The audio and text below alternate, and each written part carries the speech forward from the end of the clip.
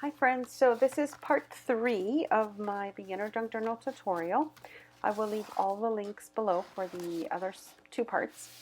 I'm showing you here how I'll be reinforcing this envelope, and this is just using a piece of cardstock that I had that was left over from a paper pad. So I like to cut it just shorter than the actual size of the envelope, and here I'm just kind of trying to see where the spine is going to be for it. I like to make a few score lines for this particular insert because I find that it's easier to bend the envelope that way. So what you'll see me do here is kind of gauging where I might have a midpoint. I start to sort of score at various angles from either side, because this is going to give me a bit of a bend when it comes to the paper, and it won't break it as well.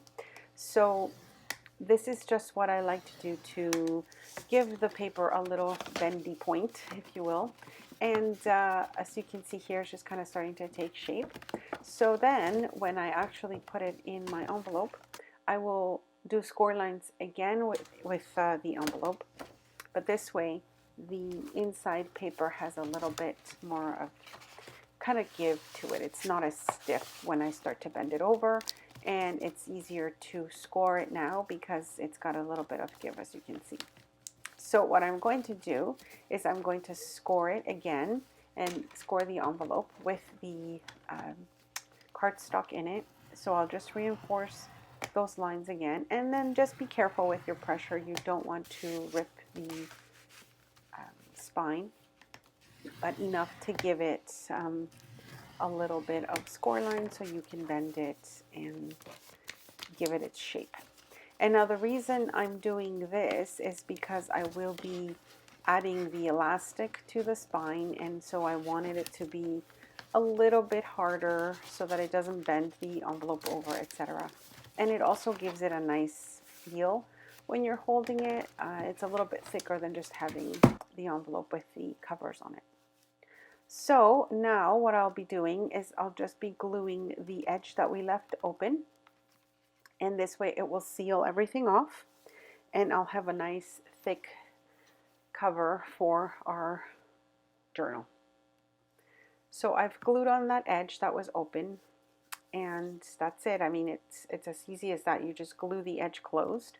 Now I'm just again trying to make sure that it's got a nice seal to it, and then I am going to show you the next steps, which will be I'll probably be adding a pocket, and I will kind of conceal the spine from the inside, so I'll kind of make it a little bit less obvious that it's there.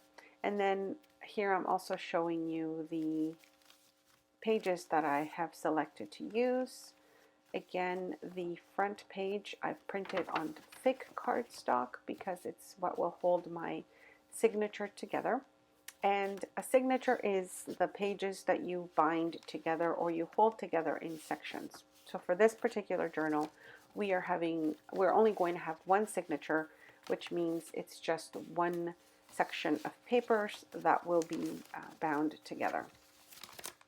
And the binding again that I'll be using here is the elastic.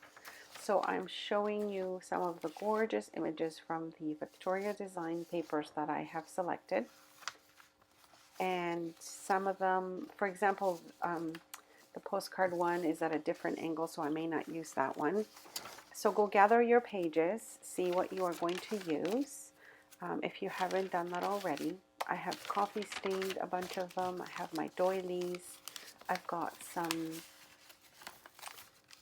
paper that was used in some shipments that I received, so I just picked up a piece of that. And I'm just going to fold everything in half and decide how many pages I want for my signature. So as you can see here, it's just your regular size 8.5 by 11 sheet of paper, and I'm just folding them in half.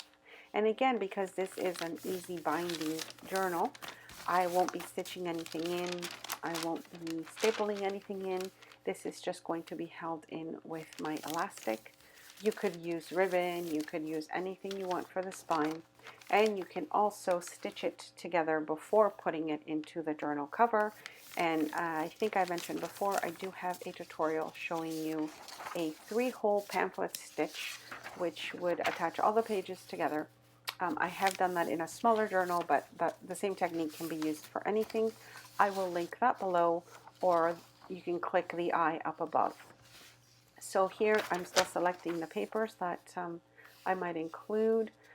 I will also be adding a paper bag, I believe, to this. Here I'm going to cut some of the edges off because I noticed that I still have the borders on some of these pages. And yeah, so that's it. So gather your pieces and I will show you once I have my signature together. And then I'll also be adding my paper bag, which I forgot to show you guys. I was doing that. I love adding paper bags to my journals. So I'll be using this one, which I absolutely love the design. I'm going to cut the end so that I can have 2 openings. And then I'll just put it in with the other paper pieces. So this is super easy, and I'm just eyeballing it again, just cutting it right up to that edge. And then now I'll have another opening on the back. And when I fold it together, now I've got a pocket on either side. So I'm now going to show you what I have done with my signature and the pages that I selected. So as you can see, if I wanted to at this point, I could stitch all the pages into this cover. But again, because it's a flowish style journal, I'm leaving everything loose. And you can just see how I've just divided the pages. I've got some coffee stained pages with some book pages, etc., and some digitals. Again, you don't have to use digitals. You can use your paper pads, you can use your vintage book pages, etc. This is just what I chose to do because I find that it's easy to work with a digital, especially for a beginner. So I will be adding the cover.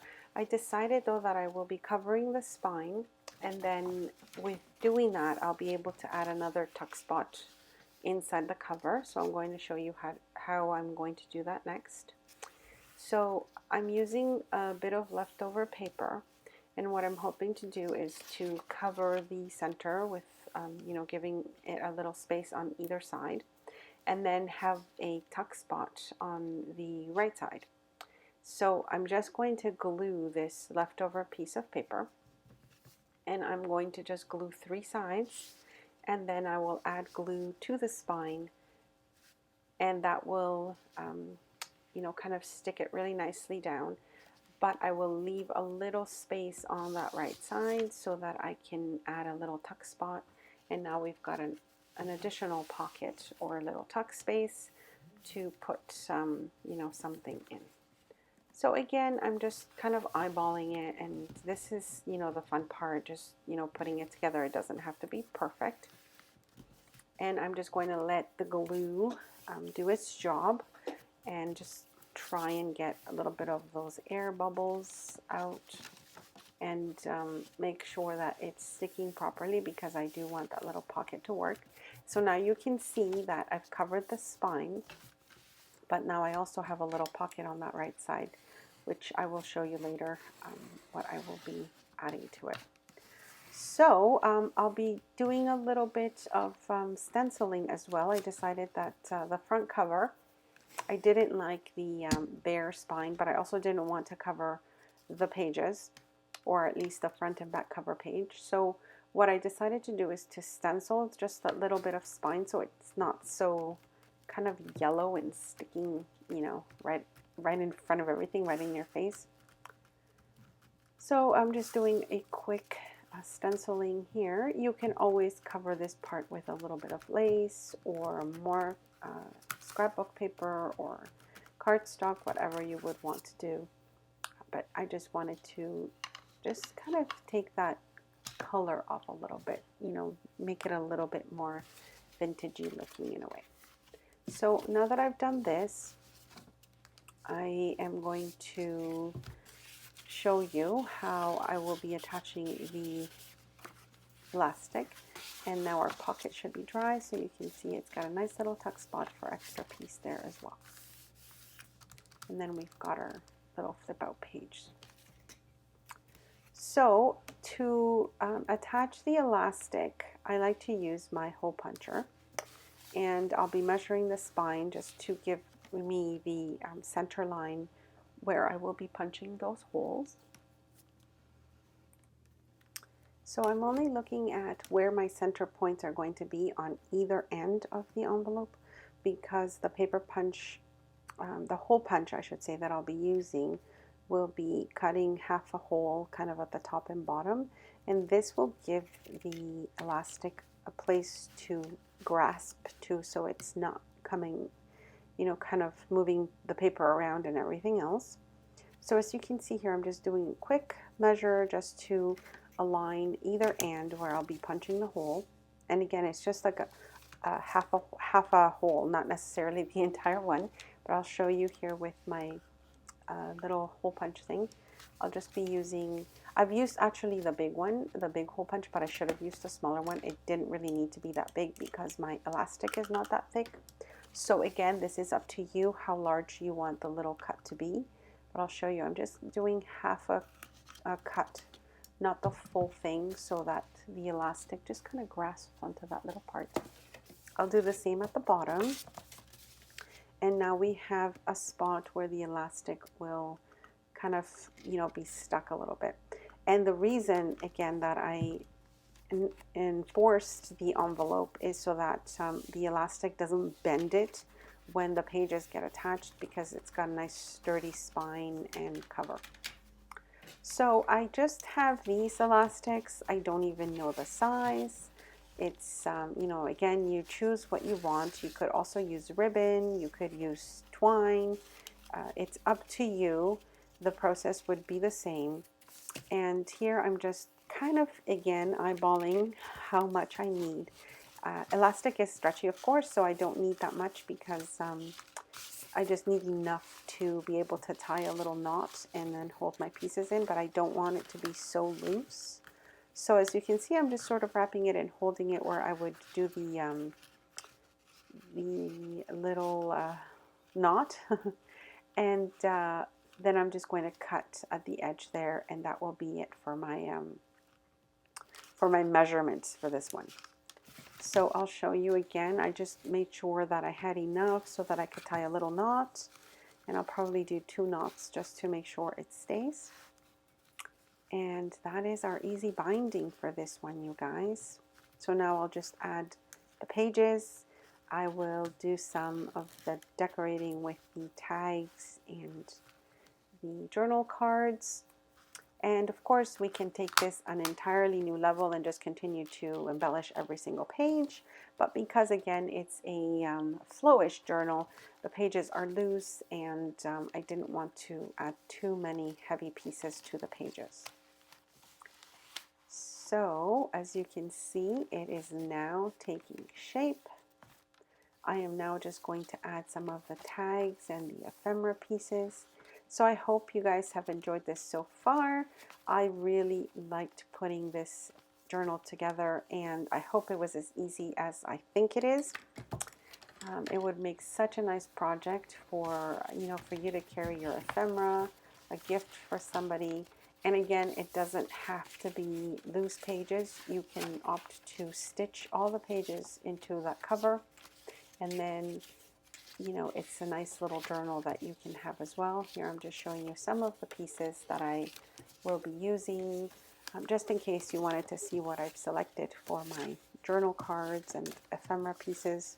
Again, I'm not doing any ribbons right now or any of the big embellishments. This is just the basic for adding the tags in the pockets that we have made.